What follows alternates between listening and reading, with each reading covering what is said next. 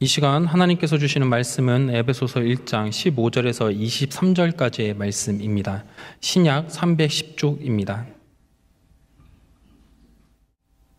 이로 말미암아 주 예수 안에서 너의 믿음과 모든 성도를 향한 사랑을 나도 듣고 내가 기도할 때에 기억하며 너희로 말미암아 감사하기를 그치지 아니하고 우리 주 예수 그리스도의 하나님 영광의 아버지께서 지혜와 계시의 영을 너희에게 주사 하나님을 알게 하시고 너희 마음의 눈을 밝히사 그의 부르심의 소망이 무엇이며 성도 안에서 그 기업의 영광의 풍성함이 무엇이며 그의 힘의 위력으로 역사하심을 따라 믿는 우리에게 베푸신 능력의 지극히 크심이 어떠한 것을 너희로 알게 하시기를 구하노라.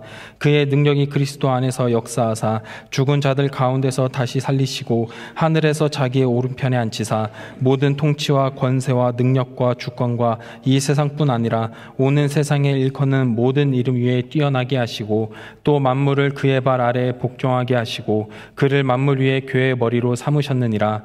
교회는 그의 몸이니 만물 안에서 만물을 충만하게 하시는 이의 충만함이니라. 아멘. 오늘은 그리스도 안에서 역사하사라는 말씀으로 함께 은혜를 나누고자 합니다. 에베소서 말씀을 묵상하다 보면은 우리가 받은 구원이 얼마나 대단한 것인지 그리고 얼마나 깊고 심오한 것인지를 깨닫게 됩니다. 받을 수 없는 죄인들이었지만 우리에게 주신 이 선물이 얼마나 큰 선물인지 깨닫게 된다라는 것입니다. 에베소서는 신약 성경 중에서 그렇게 분량이 큰 책은 아니지만 이 안에 하나님의 진리가 담겨 있고 그리고 이곳에 우리를 구원하기 위해서 하나님이 예수 그리스도 안에서 품으신 뜻과 결정과 계획이 얼마나 큰 의미를 가지고 있는지 담겨 있는 책이기도 합니다. 지금 이스라엘 백성의 구원에 대해서 계속해서 지금 사도 바울이 이야기를 하고 있습니다. 구원의 교리에 대해서, 진리에 대해서 이제 이야기를 하다가 15절부터 에베소서 교회에 나타나고 있는 믿음과 사랑에 대한 소식을 듣고 이에 대해서 감사를 하고 있습니다. 우리 15절과 16절 말씀을 한 목소리로 읽어보도록 하겠습니다.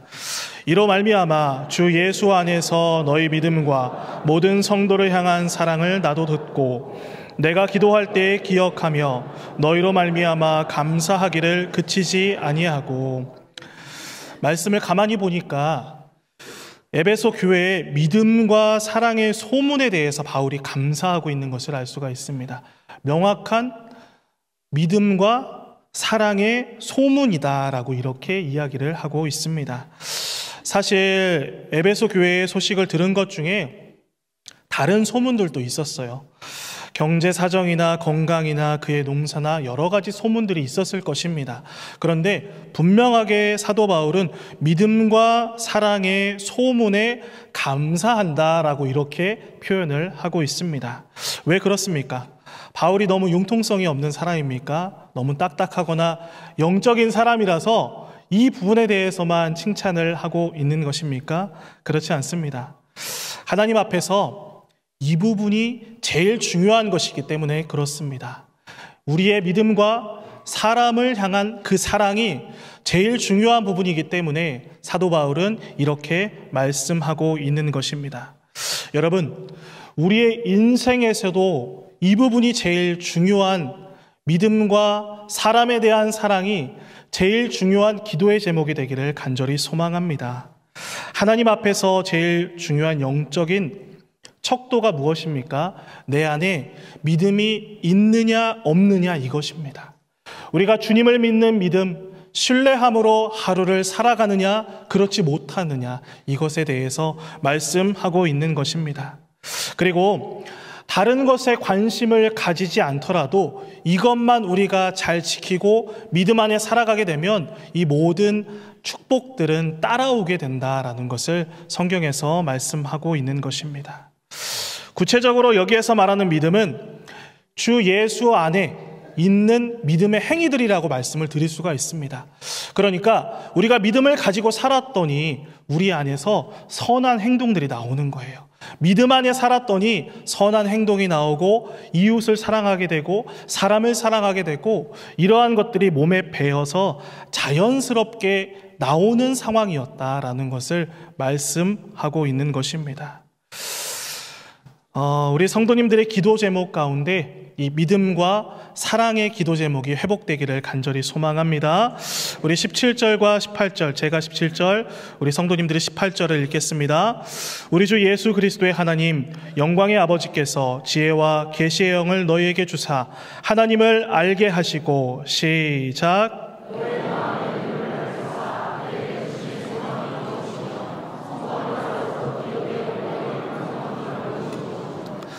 사도 바울은 여기에서 이런 표현을 사용하고 있습니다.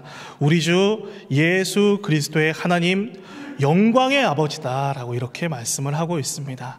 이 말씀은 영광의 아버지, 우리가 하나님을 아는 것 같지만 우리가 알지 못하는 부분이 너무나도 많고 우리가 하나님을 우리의 생각으로 재단해서는 안 된다라는 말씀이기도 합니다. 하나님은 믿으면 믿을수록 대단한 분이다라는 것을 말씀하고 있는 거예요. 처음 믿을 때는 몰랐는데 믿고 보니까 예배하면 예배할수록 그 하나님의 위대하심과 전지전능하심으로 말미암아 우리가 경외할 수밖에 없다라는 것을 말씀하고 있는 것입니다. 이 부분은 인간의 지식과 인간의 이해를 뛰어넘는 부분이기 때문에 우리가 측량하기에는 도무지 불가능하다라는 말씀이기도 합니다. 그래서 이 어마어마한 지금까지 제가 말씀을 드린 이 전지전능하시며 전능하신 하나님을 우리가 알아가기 위해서 우리가 어떠한 것이 필요할까요? 말씀해 보니까 이렇게 말씀합니다. 지혜와 계시의 영이다라고 말씀을 합니다. 지혜와 계시의 영을 주시기를 사도 바울이 기도하고 있는 것입니다. 이 말은 익숙한 듯 하면서 익숙하지 않아요. 쉬운 듯 하면서 쉽지 않습니다. 왜냐하면 이 말은 누구를 가리키는 말이죠? 바로 성령님을 가리키는 말입니다. 성령 하나님을 우리가 믿고 간구하며 그리고 그 성령 하나님께 우리의 삶을 맡길 때 하나님을 알아가게 된다라는 말씀입니다. 자, 그렇다면 지혜와 계시의 영을 받아 하나님을 안다라는 것이 무슨 말입니까? 지혜와 계시의 영은 오직 성령님을 가리키는 단어입니다. 보혜사 성령 그리고 지혜와 계시의 영이다라는 것을 성경에서 말씀합니다. 그래서 성령님이 오시면 그분을 통해서 하나님을 우리가 제대로 볼 수가 있게 되는 거예요. 그 전까지는 전능하신 하나님을 우리가 볼 수가 없었어요. 제대로 볼 수가 없었고 알지 못했습니다. 이때 성령님이 오셔서 우리의 눈을 밝혀주시는 역할을 하고 있는 것을 성경에서는 말씀을 하고 있는 것입니다. 하나님을 아는 것이 어떤 그런 피상적인 지식을 채워가는 것이 아니라 인격적인 그분을 통해서 세상이 줄 수 없는 충만한 지식을 얻게 된다라는 것을 말씀합니다. 우리가 교회를 다니면서 답답할 때가 있어요. 어떨 때 우리가 답답합니까? 하나님 더욱 알기를 원합니다. 하나님의 음성을 듣기를 원합니다. 하나님 이 부분에서 기도에 응답해 주세요라고 기도하는 과정 가운데 하나님께서 묵묵부답일 때가 있어요. 음성이 들리지 않을 때가 있어요. 어디로 가야 할지 알지 못할 때가 있습니다. 그런 상황 가운데 우리가 기도하지만 그런 상황들, 답답한 상황들이 있다라는 것이죠. 그런데 오늘 주시는 말씀으로 깨닫는 은혜가 우리 모두에게 임하게 되기를 간절히 소망합니다.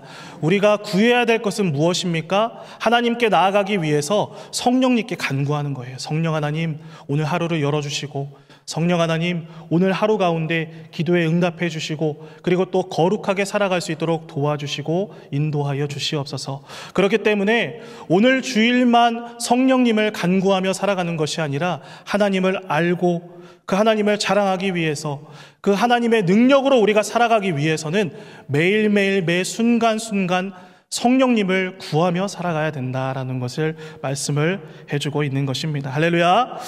그래서 18절에 가면 바울이 이것을 다시 한번 자세하게 설명을 합니다.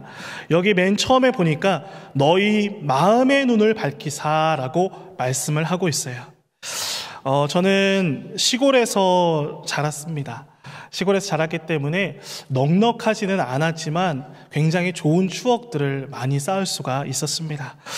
그래서 시골은 아시겠지만 어렸을 적에 가로등이 있습니다. 이 가로등 밑에서 운동도 많이 하고 배드민턴도 많이 쳤습니다. 공놀이도 많이 하고, 그런데 가로등이 고장나는 날이 있어요. 꼭 이게 얼마 정도 시간이 지나면 가로등이 고장날 때가 있었는데, 가로등이 고장나면 놀 수가 없는 거예요. 왜냐하면 시골이었기 때문에 아무것도 보이지 않거든요. 요즘같이 체육관이 있거나 이런 시스템적으로 갖춰져 있는 게 아니었기 때문에 아무것도 할 수가 없었습니다. 그러다가 다시 고쳐서 불을 밝히면, 빛이 나오면 또 신나게 뛸 수가 있었습니다. 마음의 눈도 이와 같다라고 생각을 합니다. 지금 말씀을 드린, 성경에서 말씀드린 마음의 눈이 밝혀지면 한순간에 모든 것을 알 수 있는 영적인 지각이 생긴다라고 성경에서 말씀합니다. 그러니까 우리가 그 전에는 깨닫지 못했어요. 이것이 하나님의 음성인지, 하나님의 뜻인지, 성령님의 마음인지 깨닫지 못했는데, 영적으로 눈을 밝히시면 우리가 그것을 알게 된다라는 것을 말씀을 하고 있는 것입니다. 바로 성령님이 우리 가운데 오셔서 해주시는 엄청난 일이다라는 것을 알 수 있습니다. 여러분, 큰 자라는 이름의 뜻을 가진 사울이 있었습니다. 그리고 그 사울이 예수님을 만나고 나서 가장 작은 자라는 이름을 가진 바울이 되었습니다. 동일 인물입니다. 똑같은 사람이었습니다. 그런데 한 가지 변화가 있었어요. 어떤 변화가 있었죠? 예수님을 만나게 되었다. 예수님을 인격적으로 영접하게 되었다라는 것입니다. 그 예수님을 만나게 되었을 때 하나님께서 사용하시는 그릇으로 축복받은 인생을 살아가게 됩니다. 자, 그러면 우리가 지혜와 계시의 영이신 이 성령님, 성령을 통해서 마음의 눈이 밝혀지게 되는데, 이 밝혀진 눈으로 우리가 무엇을 알기를 원하세요? 오늘 성경 말씀에 보니까 하나님께서 성령님을 통해서 우리가 깨닫게 되기를 원하시는 것들이 있습니다. 첫 번째로 부르심의 소망을 알기를 원하십니다. 우리 18절 말씀을 함께 읽어보도록 하겠습니다. 시작. 너희 마음의 눈을 밝히사 그의 부르심의 소망이 무엇이며 성도 안에서 그 기업의 영광의 풍성함이 무엇이며. 인생에서 제일 중요한 질문은 어떤 것입니까? 하나님이 나를 왜 부르셨는가? 이것이 우리가 살아가면서 제일 중요한 것입니다. 도대체 하나님은 왜 나로 하여금 예수님을 믿게 하셨고 멸망과 죽었지만 그런 나를 붙들어서 하나님의 자녀가 되게 하신 것일까라는 이 질문을 합니다. 분명한 것은 우리 성도님들이 세상 가운데 나아가서 잘 먹고 잘 사는 데에만 목적이 있는 것은 아니다라는 거예요. 하나님께서 가지신 목적이 있어요. 뜻이 있어요. 깨닫게 하기를 원하시는 것이 있습니다. 베드로전서 2장 9절 말씀입니다. 제가 읽겠습니다. 그러나 너희는 택하신 족속이요 왕 같은 제사장들이요 거룩한 나라요 그의 소유가 된 백성이니 이는 너희를 어두운 데서 불러내어 그의 기이한 빛에 들어가게 하신 이의 아름다운 덕을 선포하게 하려 하심이리라. 아멘. 그러니까 하나님께서 이렇게 말씀을 하세요. 기이한 빛에 들어가게 하신 이의 아름다운 덕을 선포하게 하려 하심이라 라고 말씀을 하고 있어요. 이 말씀이 어떤 말씀이니까 쉽게 말씀을 드리면 우리가 하나님을 나타내주고 하나님을 보여주고 그리고 하나님을 소개해주는 역할로 우리에게 사명을 맡기셨다라는 거예요. 하나님의 덕을 선포하게 하기 위해서 우리를 부르셨다. 우리에게 사명을 주셨다라고 말씀을 하고 있는 것입니다. 성도님들, 우리 인생에서 제일 중요한 것은 내가 어디서 무엇을 하느냐가 아니라 바로 그곳에서 우리가 하나님을 보여주는 것이라고 생각을 합니다. 우리 성도님들이 속해 있는 가정과 사회와 직장과 각자의 처소에서 하나님께서 알게 하시길, 하나님께서 원하시는 것은 바로 우리가 그리스도의 향기로 살아가는 것입니다. 그리스도의 편지로 살아가는 것입니다. 세상 사람들과 동일하게 살아가는 것이 아니라 하나님께서 알게 하신 것, 깨닫게 하시는 것은 우리가 그곳에서 빛과 소금으로 살아가기를 원하신다라고 말씀하고 있는 것입니다. 할렐루야. 오늘 이 사명을 잊지 마시고 이 한날도 주님의 아름다운 덕을 선포하는 자의 삶을 살아가는 우리 복된 성도님들 되시기를 축복합니다. 두 번째는 하나님의 능력의 크심을 알길 원하십니다. 우리 19절 말씀입니다. 우리 19절을 한 목소리로 읽습니다. 시작.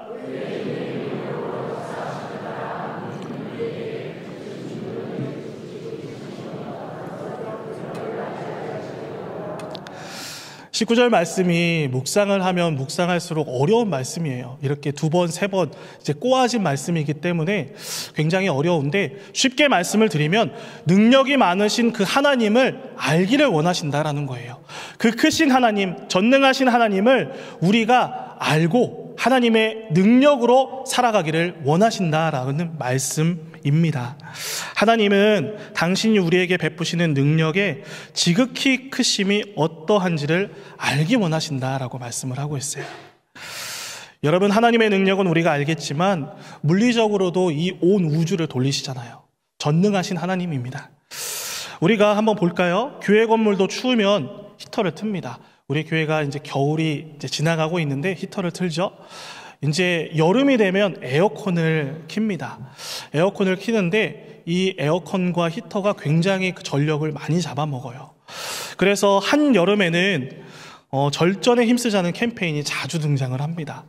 그리고 매년 4월 22일이 지구의 날입니다. 지구의 날은 아마 생소하신 분들이 많으실 텐데, 이 지구의 날은 환경과 전력을 아끼자, 환경을 지키고 전력을 아끼자는 의미로 소등 행사를 하는 날이기도 합니다. 불을 끄고 한동안 있는 날이기도 하죠. 작은 지구를 돌리는데도 이렇게 인간적으로 보면 굉장히 어렵습니다. 이 지구를 감당하기에는 굉장히 어렵습니다. 하지만 우리 하나님은 지구와 우주를 돌리시는데 전혀 어려움이 없으신 분입니다. 그렇기 때문에 우리가 살아가는 모든 능력도 주님 한 분임을, 주님 한 분으로 충분하다라는 것을 알게 되시기를 바랍니다. 주님께 우리가 에너지를 얻어야 돼요. 주님께 우리가 동력을 얻어야 돼요. 우리가 살아가면서 참 소진될 때가 많습니다. 번아웃이 되어서 아무것도 하기 싫을 때도 있어요. 그리고 다른 사람과의 관계 가운데 직장을 출근하지만 다른 사람의 말로 인해서 상처를 받아서 가기 싫을 때도 많이 있습니다. 하지만 우리가 무엇으로 살아가야 된다고요? 인간적으로 생각하면 그런 모습들이 많지만 우리가 하나님의 자원으로 살아가야 넉넉히 승리한다라고 성경에서는 말씀하고 있는 것입니다. 오늘도 이 하루를 살아갈 능력이 어디서 올까요? 바로 시편 121편 말씀입니다. 제가 읽겠습니다. 내가 산을 향하여 눈을 들리라. 나의 도움이 어디서 올까? 나의 도움은 천지를 지으신 여호와에게서로다. 여호와께서 너를 실족하지 아니하게 하시며 너를 지키시는 이가 졸지 아니하시리로다. 아멘. 이 말씀이 참 힘이 됩니다. 우리가 살아가면서 나 혼자라고 느껴질 때가 있어요. 하지만 나 혼자가 아니다라는 것을 분명하게 말씀합니다. 우리가 살아갈 이유와 목적, 그리고 살아갈 능력에 대해서 분명하게 말씀을 하고 있습니다. 자, 그렇다면 세 번째로 모든 것은 그리스도 안에서 역사합니다. 제가 20절, 우리 성도님들이 21절 말씀을 읽어보겠습니다. 그의 능력이 그리스도 안에서 역사하사 죽은 자들 가운데서 다시 살리시고 하늘에서 자기의 오른편에 앉히사. 시작.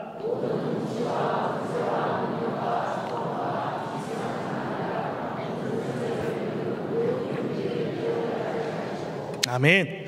여기에 보니까 놀랍게도 이 모든 능력이 있어요. 지금까지 하나님께서 말씀하신 능력들이 있는데 이 모든 능력이 어디에서 역사한다라고 말씀하고 있죠? 그리스도 안에서. 우리 성도님들, 우리의 믿음 가운데, 마음 가운데 예수님을 잃어버리신 성도님들 계십니까? 예수님을 잃어버리면요, 예수님의 우리의 마음 가운데 믿음에서 흔들리거나 멀리하면 하나님의 자원으로 우리가 살아갈 수가 없어요. 예수님을 믿고 그분을 하나님의 아들, 구주, 예수 그리스도로 날마다 고백하며 살아가면 넉넉히 승리할 수가 있습니다. 할렐루야. 여기에 보니까 하나님이 예수님께 맡겨두시고 그 아들 안에 감추어 두셨다라고 말씀을 합니다. 아들을 믿는 자에게만 그 능력을 누리며 살아갈 수가 있다라는 말이에요. 반대로 말하면 아들을 믿지 않는 자들에게는 그 능력으로 살아갈 수가 없다라는 말씀이기도 합니다. 할렐루야. 여러분, 예수의 이름에 큰 능력이 있음을 꼭 믿으시기를 바랍니다. 예수님을 다시 한번 붙잡으시고요, 우리의 삶 가운데 나의 구주, 나의 주인 되신 그분을 날마다 고백하면서 예수의 이름에 능력이 있습니다 고백하며 살아가는 우리 성도님들이 되시기를 예수님의 이름으로 축복합니다. 팀 켈러 목사님의 내가 만든 신이라는 책이 있습니다. 이 책을 제가 잠깐 읽어드리겠습니다. 우상숭배라는 말을 들을 때 사람들은 흔히 신상 앞에서 절하는 장면을 떠올리지만 우상숭배는 그 정도의 단순한 개념이 아니며 이제 장소를 불문하고 곳곳에서 행해지고 있습니다. 우상숭배는 단지 신상 앞에 절하는 행위가 아니라 바로 마음의 문제입니다 라고 말씀을 하고 있어요. 그러니까 우리가 우상숭배를 하지 않는다라고 말씀하시는 분들 중에서도 우리가 깨닫지 못하지만 오늘도 우상숭배를 하고 내일도 우상숭배를 할 수가 있다는 거예요. 왜냐하면 다른 것에 마음을 빼앗기면 그것이 우상이다라는 것을 말씀을 합니다. 하나님보다 더 사랑하고 하나님께 드려야 될 시간을 드리지 못하고 다른 것에 뺏기면 그것이 우상이 된다라고 말씀을 해요.